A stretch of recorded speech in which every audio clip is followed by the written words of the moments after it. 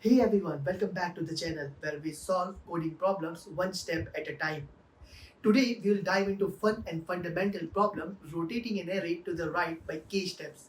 This might seem simple but there are few neat tricks that makes it efficient, especially when k is large. So grab your coffee, relax, and let's solve this together. I remember the first time I encountered this problem, I thought, well, it's just moving element around. How hard that can be? But soon enough, I realized there are a few nuances to handle, especially when k is large or when you want an efficient in-place solution.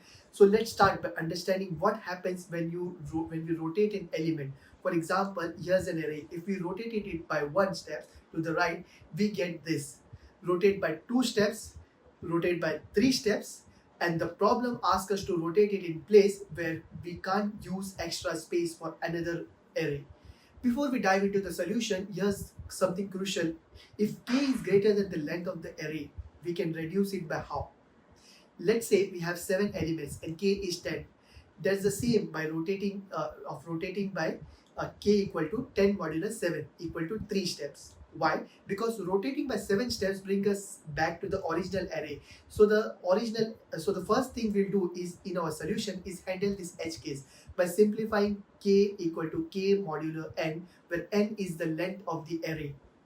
Now we are going to use a clever trick to rotate the array in place where using the reverse method.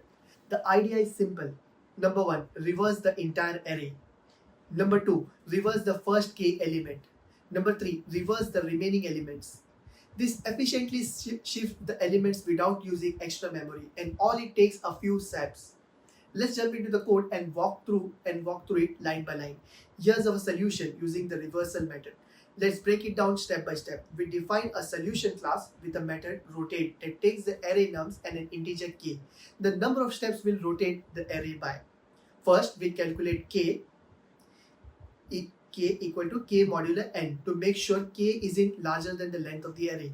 If k is greater than n, rotating n times returns the array to its original state.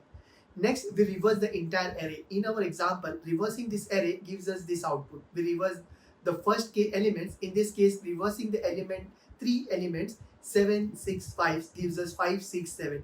Reverse the remaining elements from the position k to the end. Reversing 4, 3, 2, 1 gives us 1, 2, 3, 4, resulting in the final array like this. The reverse function swaps elements between start and end indices until they meet in the middle, reversing the segment of the array. Which is elegant because it solves the problem in place with O1 extra space and O(n) time complexity. I hope this breakdown was clear and helpful for you to understand the power of array reversal. If you found this helpful, make sure to like the video and subscribe for more coding tutorials. Until next